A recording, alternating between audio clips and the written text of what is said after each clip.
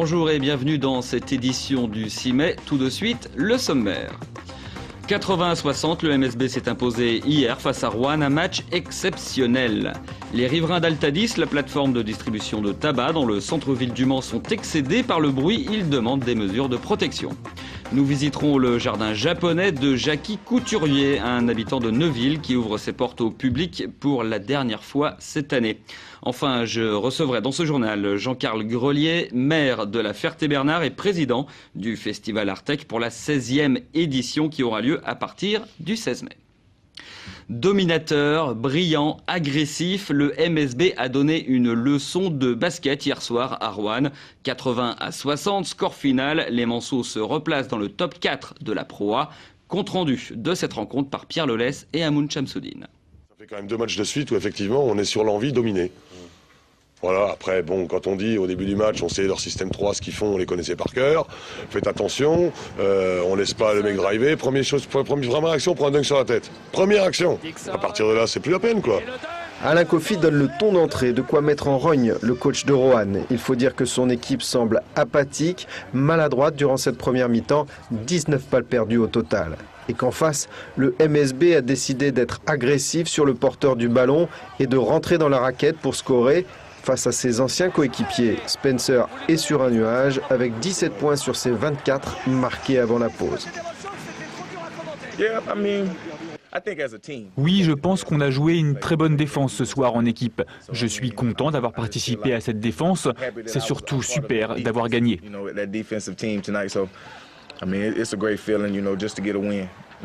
On s'est dit aussi que c'est une équipe qui, si vous contrôlez leur contre-attaque, leur jeu placé, il faut leur mettre beaucoup de pression, couper beaucoup de les intentions. Et ça, en général, c'est le jeu de Roanne. L'objectif, c'était de faire mieux que leur propre jeu. Je trouve qu'on les a étouffés beaucoup. Les solutions qui se présentaient souvent pour eux, ils n'étaient pas là. Il fallait qu'ils finissent en 1 contre 1, en défi individuel à chaque possession, fin de chrono, pour quasiment tout le mi-temps. Donc c'était parfait pour moi. Au retour des vestiaires, Roanne retrouve un peu d'envie et de l'adresse. Marc-Antoine Pellin aligne 3 tirs primés en 7 minutes. Quand tu as moins 20 en première mi-temps, tu peux revenir qu'avec le couteau entre les dents et essayer de tout donner. Donc, contre une équipe comme Le Mans, dès que tu te remets à faire des erreurs, ça paye cash. Quand on est revenu à 11 points, on perd des rebonds, on loupe des petites choses faciles, des lancers, des lay-ups. Et c'est comme ça que les carrières partent. Le MSB creuse donc à nouveau l'écart, plus 18 à l'entame du dernier quart-temps que les Manceaux gèrent sans problème. 80-60, score final. À 2 journées de la fin de la saison régulière, Le Mans retrouve la 4e place de la Pro A. Prochain rendez-vous face à un autre concurrent direct, ce sera vendredi soir à Gravelines. Altadis, la plus grande plateforme française de distribution de tabac, nuit à la santé. C'est du moins les riverains du site Manceaux qui le disent. Excédés par le bruit du va-et-vient des camions qui transportent jusqu'à 65 tonnes de tabac par jour, ils ont déposé une pétition en préfecture. Benoît Doisy. C'est à cause de ces camions que la grogne monte du côté des riverains d'Altadis. Selon eux, l'activité de l'ancienne manufacture des tabacs serait des plus bruyantes. Il faut voir les engins qu'on nous envoie ici, mais c'est invraisemblable que des camions comme cela aient le droit de circuler en pleine ville. Enfin, c'est invraisemblable. Altadis est très bruyant, et surtout la nuit. Les riverains, je dirais, d'Altadis ne peuvent pas dormir tant les bruits de chargement, de déchargement et de moteur sont importants. Autre souci, les vibrations. Pendant la guerre, le quartier a été bombardé. Résultat, les fondations de bon nombre de maisons sont fragilisées. Selon les riverains, le passage des camions provoquerait des dégâts. Ma maison est juste en face de l'entrée d'Altadis, donc elle a des fissures. Donc je ne suis pas un spécialiste, donc je ne sais pas si c'est lié au trafic, mais on pourrait supposer que ce soit lié au trafic. Pourtant, jusqu'en octobre 2007, les riverains n'avaient jamais élevé la voix. Altadis recevait et expédiait le tabac par train. Mais voilà, la SNCF a perdu le monopole du fret et refuserait maintenant de transporter le tabac à moins de 20 wagons par jour. Depuis, c'est une trentaine de camions qui assurent les rotations quotidiennes, entraînant des nuisances sonores qui atteindraient les 100 décibels. En avril 2008, les riverains excédés ont déposé une pétition en préfecture. Les riverains souhaiteraient une réimplantation du site en zone industrielle, à défaut, une véritable mise aux normes et l'arrêt du travail de nuit. Les riverains demandent aujourd'hui, c'est qu'Altadis améliore ses conditions de travail de façon à ce que les gens du coin puissent dormir, que le quartier puisse dormir. De son côté, la préfecture a diligenté une enquête. Celle-ci arrive à 3 conclusions. Remplacer la grille par un portail acoustique, la réélévation des murs et le capotage des compresseurs. Les mesures qui arrivent en conclusion de l'étude acoustique seront reprises dans l'autorisation comme des prescriptions à mettre en œuvre par l'exploitant. Et puis, une fois ces mesures mises en place, il y aura bien entendu le cas échéant un contrôle pour vérifier qu'on est bien effectivement, comme annoncé, dans les normes. Autre solution qui serait dans l'air du temps, transporter le tabac par voie fluviale. Le canal de l'île aux Planches est à 20 mètres du bâtiment. Alors nous avons demandé à la direction de réagir sur ce sujet et ils n'ont pas donné suite à notre demande d'interview.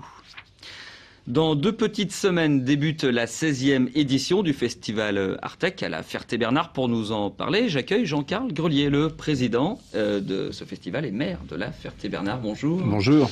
Alors Artec met chaque année la ville en ébullition avec 4500 étudiants, dont à peu près 500, je crois, qui participent à la Coupe de robotique. On en parlera un peu plus tard. Est-ce que c'est pour la Ferté l'événement majeur de l'année?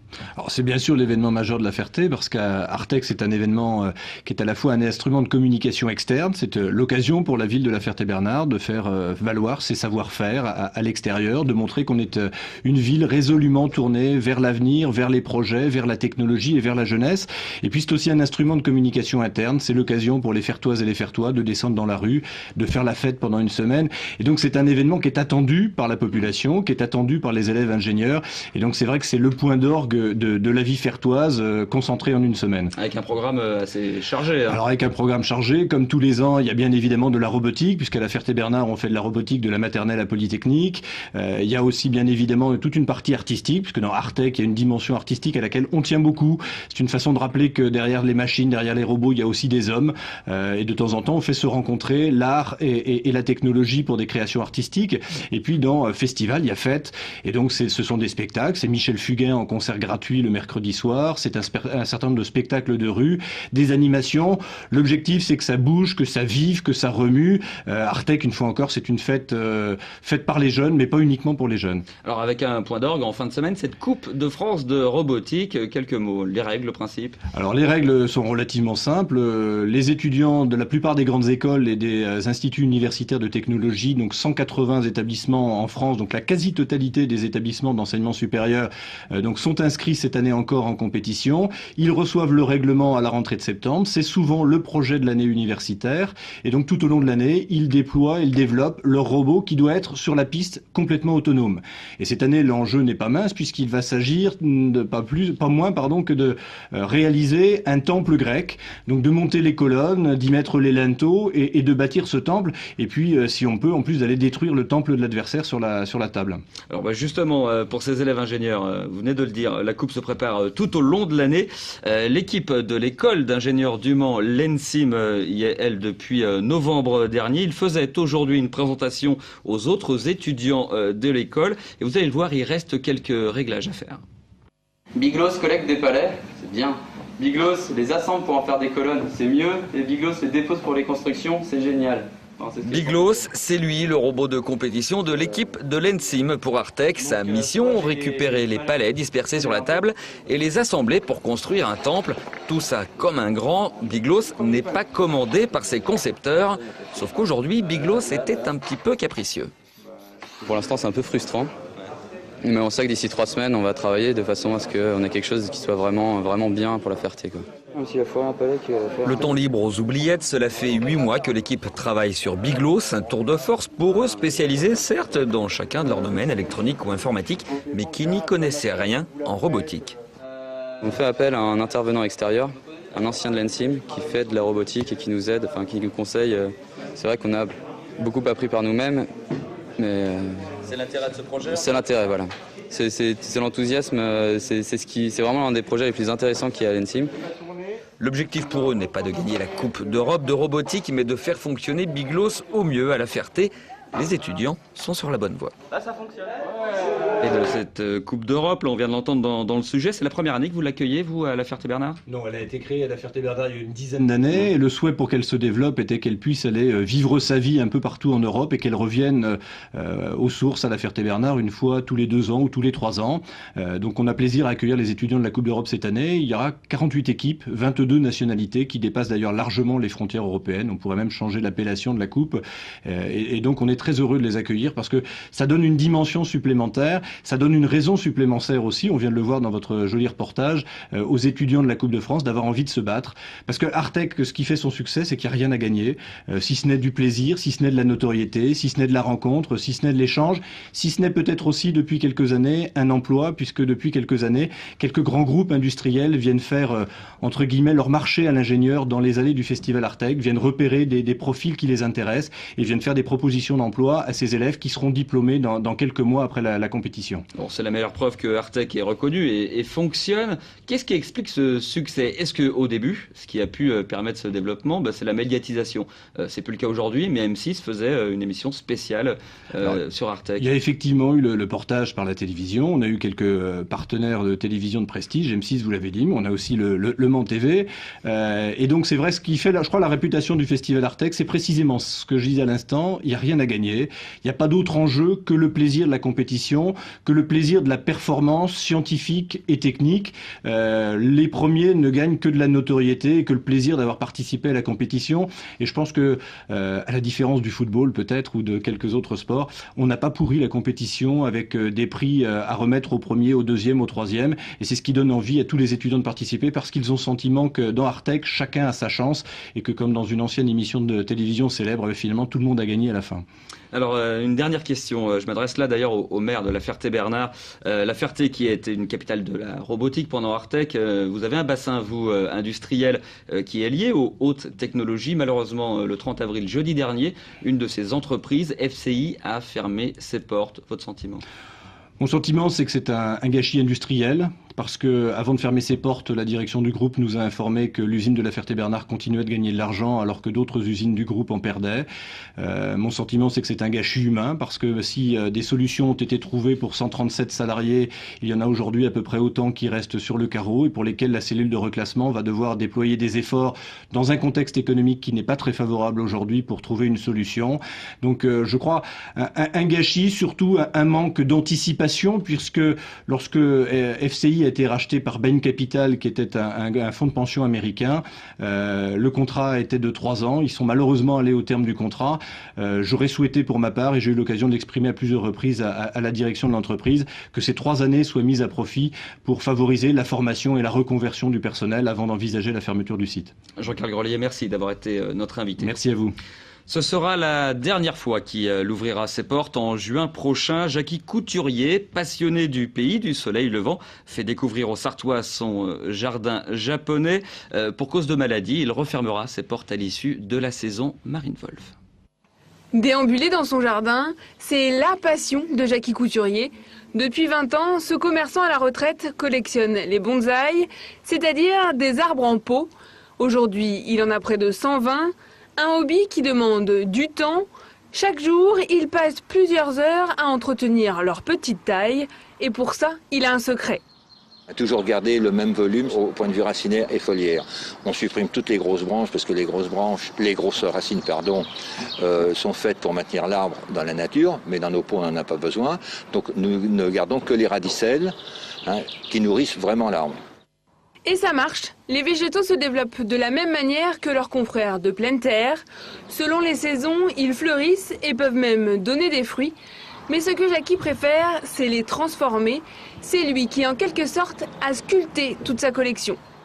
Cet arbre est un épicéa. Vous remarquerez qu'il a beaucoup de fils de fer. Bon, ces fers sont faits pour, d'une part, former les branches, qu'elles ne soient pas droites et raides. J'ai mis des haubans également pour surbaisser ces branches de façon à ce qu'elles aient toutes leurs formes et faire paraître un vieil arbre. Le bonsaï, c'est en réalité l'art de tailler et de modifier l'arbre selon ses envies. Jackie s'est pris au jeu. Il a réalisé un bonsaï couché. Les racines initiales de l'arbre étaient ici. Nous avons couché cet arbre sur le côté. Nous allons tout replanter dans un pot spécifique avec un chauffage électrique dedans. Et au bout d'un an, voilà ce que ça nous a donné. Ce passe-temps requiert de la patience. Il faut compter entre 5 et 10 ans pour obtenir un bonsaï. Jackie espère attendre moins longtemps pour réaliser son rêve, visiter le Japon, le royaume du bonsaï. Ce journal est maintenant terminé. Merci à vous de l'avoir suivi. À noter la présence de Jean-Carl Grelier dans l'émission de Pascal Brulon, Intensément Sarthe, après l'info vendredi. Tout de suite, vous retrouvez la météo présentée par Romuald Besson. Prochain rendez-vous avec l'actualité demain 18h30. Ça sera en direct et avec Pierre Lelès. En attendant, passez d'excellents moments sur LMTV.